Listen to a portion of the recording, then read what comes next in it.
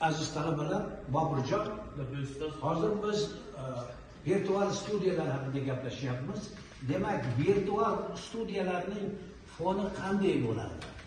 Bu orqasidagi katta dekoratsiyalarni yaratish uchun juda ko'p mablag' kerak. Shu virtual studiyalardan foydalanish qanday afzalliklarga olib keladi? Avvalambor virtual studiyadan foydalanish o'sha siz aytib o'tgandek mablag'larni tejalishiga, shuningdek ortiqcha sarf-xarajat, ortiqcha bajariladigan ishlarni kamayishiga olib keladi. Eng avvalambor. Demak, Husanboydan so'raymiz endi, Husanboy. Do'stim, yo'q, virtual studiya emas. Bu Boburjon aytib berdilar. Virtual studiya mana hozir hayotda 15-16 ta katta studiyalarimiz bor O'zbekistonda. Asosan qaysi kanallar, qaysi studiyalar virtual studiyalardan foydalanadi? Pastda hamma kanallar Eng ko'p ko'zga tashlanadigan. Eng ko'pi shu Sevimlida bormi? Sevimlida bor. Sevimli, Milliy TV, Zo'r TV, MyFF kanallar, pastda hamma kanallar foydalanadi. Hammasi foydalanadi. Eng ko'p qaysi biri foydalanadi?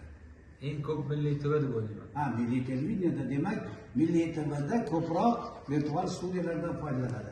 Endi siz aytingchi, shu virtual studiyalardan turli talk shoular yaratishda qaysi telekanal ko'proq foydalanadi?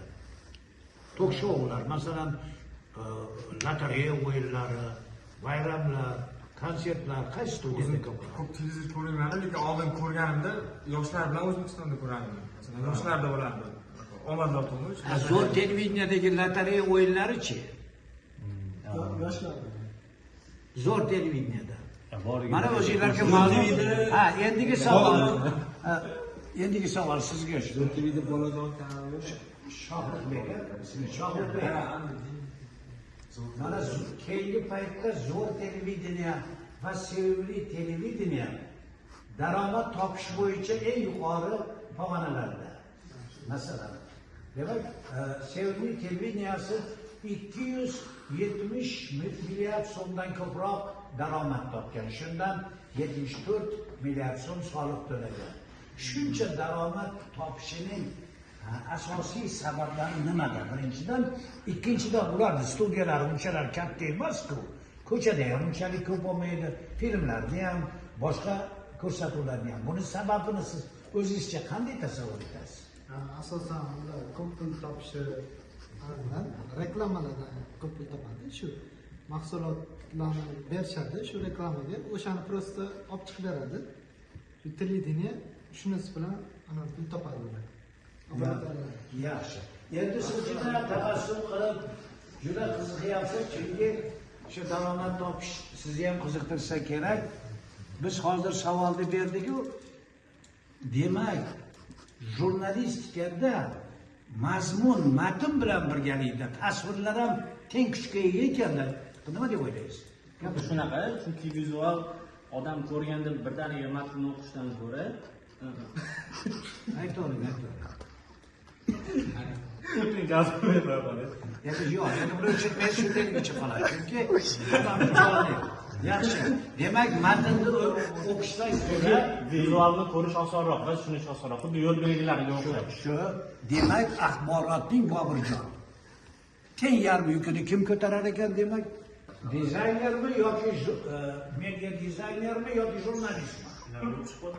Dizayner Demak, televideniyada dizayner ham jurnalist kabi katta kuchga ega. Endi Boburjon, yakun yasak bugungi darsimizga mana shu yerga. Demak, o'zim yakun yasayman. Endi ozgina jiddiy bo'lish kerak dizaynerlar ham.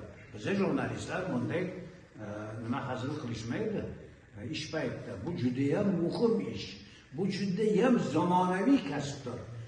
Kelajakda ham hayotingizda buni nihoyatda o'rni katta bo'ladi. Demak, shuning uchun ham men asosan dizaynning nazariyasini o'rgataman sizlarga.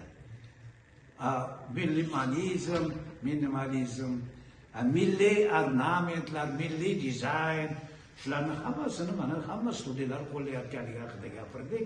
Albatta darsimiz bugun kechki talabalar bilan, talabalar har xil hozir juda ham jiddiy gapirayotganimga bular hayron qolib, ba'zi talabalarimiz kulib yuborishdi, lekin aslida bu jiddiylikni ham, bu kulgini ortida ham katta san'atga qarab intilish, mana shu kasbga muhabbat yotadi, to'g'rimi?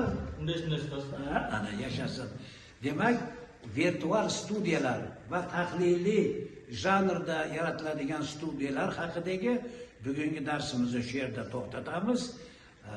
Ko'rishguncha.